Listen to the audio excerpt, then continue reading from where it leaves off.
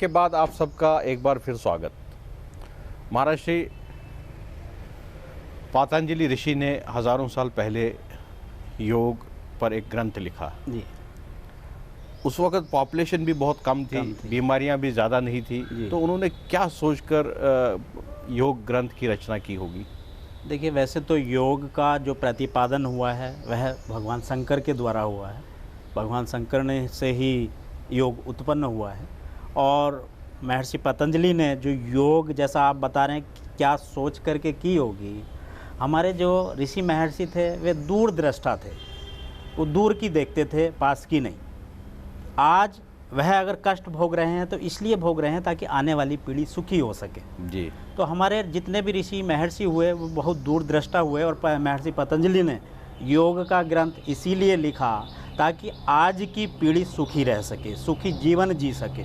लेकिन आज आप देखें कि जो भी योग के पथ पर चल रहा है वह सुखी है, निरोग है, स्वस्थ है। उसको ना तो कोई रोग है और ना ही मानसिक तनाव है। किसी को भी आप देख लीजिएगा जो योग के पथ पर चल रहा है, और जो योग से विमुख है वही दुखी है, रोगी है, परेशान है। उसका कारण यही है कि हमारे महर्षि पतंजलि ने पहले ही ये देखा था कि आने वाला युग कैसा होगा और उस युग में कैसी कैसी बीमारियां पनपेगी।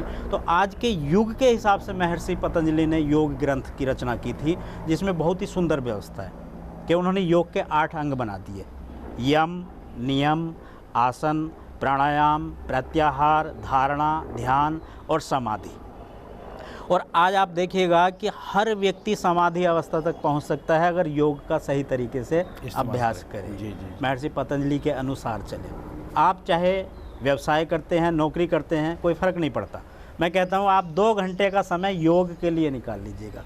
और जो महर्षि ने जिस हिसाब से ग्रंथ की रचना की है, जिस हिसाब से उसमें अंगों को बनाया है, 8 अंगों को, उन अंगों का आप पालन करना चालू कर दीजिएगा। आप इसी जीवन में समाधि अवस्था तक पहुंच जाएंगे। और योग का अंतिम टारगेट यही है, अंतिम लक्ष्य यही है कि हम उस स्थिति तक पहुँचे, उस स्थिति को हम जानें कि हमारा स्वरूप क्या है, हम कौन हैं, हम कहाँ से आए हैं, हम जीवन जी रहे हैं तो क्यों जी रहे हैं, या ऐसी कौन सी सत्ता इस संसार में विद्यमान है जो हमको जीवित रखे हुए है या हमको चला रही है। बच्चा माँ के गर्भ में जब आता है तो वहाँ निर्माण कौन करता है? सृष्टि ही अपना काम करती है, बिल्कुल। परमात्मा अपना काम करता है। तो महर्षि पतंजलि ने यही सोचते हुए ग्रंथ की रचना की ताकि आज का जो प्राणी है वह सुखी जीवन जी सके। और सुखी जीवन जिएगा तभी जब योग के पथ पर हम चलेंगे, योग का अभ्यास हम करेंगे, योग के अंगों का हम पालन करेंगे। तो योग के जो 8 अंग बताएं उसमें भी पहले अंग आप देखें तो यम और नियम है। यम में भी 5 अंग आ गए: सत्य, अहिंसा, अस्तेय, ब्रह्मचर्य और अपरिग्रह। नियम में भी 5 अंग आ गए: सोच, संतोष, तप, स्वाध्याय और ईश्वर प्रणिधान। तो जब व्यक्ति इन अंगों का पालन करता है, यदि ईमानदारी के साथ योग के इन अंगों में से भी किसी एक अंश का भली भांति ईमानदारी के साथ पालन कर लिया जाए तो उसका जीवन सफल हो जाए। उदाहरण के लिए आप देखिएगा कि अपने महात्मा गांधी जी ने अहिंसा का पालन किया था जी। और अहिंसा जो योग का यम अंग है उसके अंतर्गत आता है। यम के अंतर्गत सत्य, अहिंसा, अस्तेय, ब्रह्मचर्य और अपरिग्रह, ये 5 अंग आ जाते हैं। तो महात्मा गांधी जी ने खाली अहिंसा का पालन किया और अहिंसा के बल पर पूरी दुनिया को दिखा दिया कि अहिंसा में कितनी ताकत है, क्योंकि फिर एक अंग से ही सब अंगों का समावेश हो जाता है। तो योग के अंगों का यदि हम पालन करते हैं तो हम आज के इस भौतिक युग में अपने जीवन को सुखी बना सकते हैं, आनंद में बना सकते हैं और स्वस्थ रहते हुए जीवन का पूरा आनंद ले सकते हैं। पतंजलि जी का जो लिखा हुआ ग्रंथ है, क्या वो अभी उपलब्ध है भारत में? हाँ, बिल्कुल होगा जो है, क्योंकि पतंजलि जी ने, हालांकि उस पर काफ़ी शोध हुआ और अभी भी काफ़ी जो हमारे योगाचार्य हैं वो उस पर शोध करने में लगे हुए हैं। गीता प्रेस से ही आता है। गीता प्रेस से भी कई बार जो है हठ योग प्रदीपिका और इस तरह के ग्रंथ जो हैं उन पर शोध कार्य भी चल रहा है। अभी अपने स्वामी रामदेव जी महाराज भी इस पर काफ़ी शोध में लगे हुए हैं और उसकी ताकत पूरी दुनिया को दिखाई भी दे रही है। जी जी। तो वास्तव में योग तो एक ऐसा विषय है कि योग देखा जाए तो संपूर्ण जीवन जीने की कला है जो हमको वास्तव में जीवन जीना सिखाती है। कि हमको किस तरह से जीवन जीना चाहिए और किस तरह से जीवन में आगे बढ़ना चाहिए। आगे बढ़ना चाहिए। बहुत ही सुंदर है कि योग जो है हमारे जीवन जीने की आर्ट ऑफ लिविंग है। आर्ट ऑफ लिविंग ही योग है, और आप अगर सीख गए कि आपको जीना कैसे है तो आपको योग का सहारा लेना पड़ेगा। महाराज जी, यहाँ एक और प्रश्न ये है कि अब योग तो खुद तो हो नहीं सकता है, हमारे को इसके लिए सिद्ध गुरुओं की आवश्यकता है जी।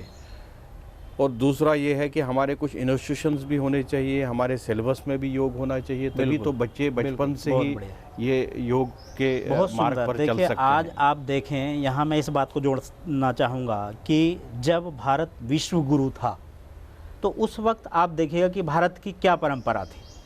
उस वक्त हमारे देश में एक गुरुकुल परंपरा थी जी। चाहे राजा का बेटा है या गरीब का बेटा है, सब एक साथ पढ़ा करते थे, गुरुकुल में रहते थे, गुरु के सानिध्य में रहते थे और गुरु के सानिध्य में रहते हुए योग का भी अभ्यास करते थे और विद्या अध्ययन भी करते थे। गुरु की आज्ञा का पालन करते थे, माता पिता की आज्ञा का पालन करते थे। आज क्या हो रहा है कि जब से हमारी ये संस्कृति बदली और ये शिक्षा प्रणाली बदली, आज जो मॉडर्न युग के अनुसार हमारी पढ़ाई लिखाई शुरू हो गई है, तो इस पढ़ाई लिखाई का परिणाम आप देखें कि हम ज्ञानी तो बन रहे हैं लेकिन विवेकहीन ज्ञानी बन रहे हैं। विवेक नहीं रहा है और उसका परिणाम क्या होता है कि आप आए दिन देखने में अखबारों में और टीवी समाचारों में देखने को मिल जाता है कि फला इंजीनियर ने आत्महत्या कर ली, फला ऑफिसर ने आत्महत्या कर ली। क्यों? क्योंकि उनके भीतर आत्मविश्वास नहीं है। उनके पास नॉलेज तो है लेकिन विवेक नहीं है, और विवेक और आत्मविश्वास जब ना हो तो उसका यही परिणाम होना है। बिल्कुल। तो आज ज़रूरत है स्कूलों में भी कि हम वही पद्धति को अपनाएं, और मैं तो कहता हूं कि शिक्षा के साथ साथ स्वास्थ्य और संस्कार ये जीवन का आधार है। यदि हमारी शिक्षा सही होगी, हमारा स्वास्थ्य सही होगा और हमारे संस्कार सही होंगे तो भारत को विश्व गुरु बनने से फिर से कोई नहीं रोक सकता है। और यही परंपरा हमारी प्राचीन युग में थी, इसलिए भारत विश्व गुरु था। नालंदा जैसे शिक्षण संस्थान थे, बड़े बड़े गुरुकुल थे जहाँ विद्यार्थी विद्या अध्ययन किया करते थे। तो आज गवर्नमेंट को भी इस ओर ध्यान देना चाहिए कि स्कूलों में योग को कंपलसरी किया जाए, और योग को खाली एक्सरसाइज के रूप में नहीं बल्कि मन की दशा सुधारने के रूप में प्रयोग किया जाए। कि आसन प्राणायाम तो कराए लेकिन उसके साथ साथ हमारे मन के विचार कैसे होने चाहिए, हमारी मन की सोच किस तरह से होनी चाहिए, क्योंकि हमारे जो विचार काम करते हैं ये बहुत ही पावरफुल होते हैं। और आपने भी देखा होगा, हमने भी देखा है, या जो दर्शक हमारे देख रहे हैं वो भी देखते हैं कि हम बचपन से जैसा सोचते हैं उसी दिशा में हम बढ़ते चले जाते हैं। तो सबसे पहले विचार हमारा जन्म लेता है, विचार के बाद हमारे कर्म बनते हैं और कर्म के अनुसार फिर हमको फल प्राप्त होता है। बिल्कुल। तो हमको ज़रूरत है कि हम उस तरह के विचार पैदा करें योग के माध्यम से कि जो हम अपना भी विकास करें, अपने आसपास का भी विकास करें, अपने समाज का भी विकास करें और अपने देश का भी विकास करें। तो इस सोच के साथ शिक्षा, स्वास्थ्य और संस्कार यदि स्कूलों में हम लेकर के चलेंगे तो मैं समझता हूं कि 8-10 साल में चेंज आएगा, पूरी तरह से परिवर्तन हो जाएगा और भारत को विश्व गुरु बनने से कोई नहीं रोक सकता है। बहुत ही सुंदर आपने ध्यान दिलवाया, हमारा भी दिलवाया, समाज का भी दिलवाया और गवर्नमेंट ऑफ इंडिया या स्टेट गवर्नमेंट्स का भी आपने ध्यान दिलवाया यहाँ पर। महाराज यहाँ पर एक और थोड़ा सा, जब हम शिक्षा प्रणाली में योग का ये सब्जेक्ट इंट्रोड्यूस करेंगे जी, तो वहाँ पर धर्म निरपेक्षता की बात आ जाएगी जी। क्योंकि ये जो पद्धति है ये हिंदू गुरुओं के पास है। तो जब स्कूल में तो सभी जाति के बच्चे पढ़ते हैं, बिल्कुल सभी धर्मों के बच्चे आते हैं, तो उनका हम कैसे ख्याल रखें? नहीं, देखिए बहुत सुंदर प्रश्न आपने किया है और ये सत्य बात है। ऐसा ये तो है कि हिंदू संस्कृति का एक आधार है, क्योंकि हिंदू संस्कृति मैं कहता हूँ कि जितनी भी आज धर्म बने वो सब बाद में बने, पहले हमारा हिंदू धर्म है, हिंदू धर्म की प्रबलता है, हिंदू धर्म से ही बाकी धर्म निकले हैं। आप देखिएगा मुसलमानों में भी वे जब नमाज पढ़ते हैं तो योग का अभ्यास करते हैं, वज्रासन में बैठेंगे और कई योग की क्रियाएं करेंगे। तो योग का अभ्यास कहीं ना कहीं वो अपने धर्म के साथ भी जोड़ करके कर रहे हैं। तो इसमें मेरे हिसाब से तो ये धर्म निरपेक्ष बात है और योग किसी धर्म से बंधा हुआ नहीं है। ये बात जरूर है कि योग भारत की हिंदू संस्कृति का प्रतीक है, हिंदू संस्कृति की धरोहर है, लेकिन ऐसा नहीं है कि और धर्म इसको नहीं मानते हैं और आज धीरे धीरे इस चीज़ को स्वीकार भी कर रहे हैं, क्योंकि जैसे जैसे आज लोग शिक्षित होते जा रहे हैं वैसे वैसे धीरे धीरे जो हमारी रूढ़िवादी एक परंपरा थी उसको धीरे धीरे छोड़ रहे हैं। तो योग तो स्कूलों में कंपलसरी होना चाहिए। बहुत ही सुंदर चर्चा रही महाराज श्री के साथ में, और यहाँ पर हमारे लिए दो लर्निंग्स मिल जाती है। हम यहाँ दो खोज करके निकल रहे हैं।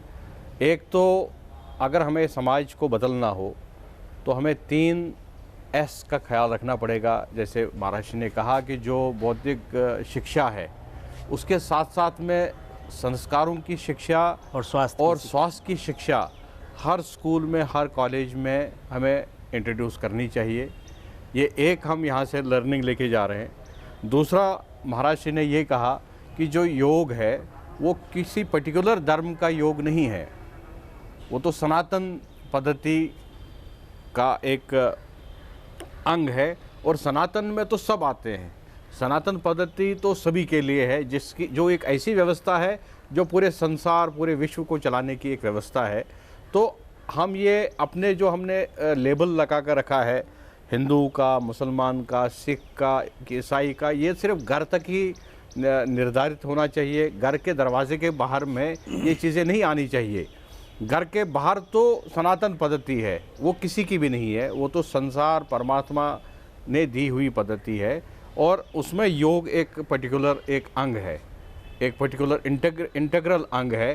तो हमें योग अगर सीखना हो, योग अगर करना हो, तो वो सबके लिए उपलब्ध है। यहाँ पर इसी बात से चर्चा को यहाँ पर हम रोक रहे हैं, और इसी आशा से कि महाराज श्री फिर हमारा मार्गदर्शन करते रहेंगे अपने ज्ञान से, और हमारे दर्शकों को भी, हमारी चैनल को भी। और मैं महाराज श्री का बहुत बहुत आभारी हूँ, और आपको मैं बहुत बहुत धन्यवाद देना चाहता हूँ। महाराज श्री आप ऋषिकेश से चल के आए। नहीं, आपका भी बहुत बहुत स्वागत है कि आप यहाँ हरिद्वार धर्म नगरी में आए, तो आपका भी बहुत बहुत धन्यवाद, बहुत बहुत स्वागत है। जी महाराज, बहुत बहुत धन्यवाद आपका। Thank you.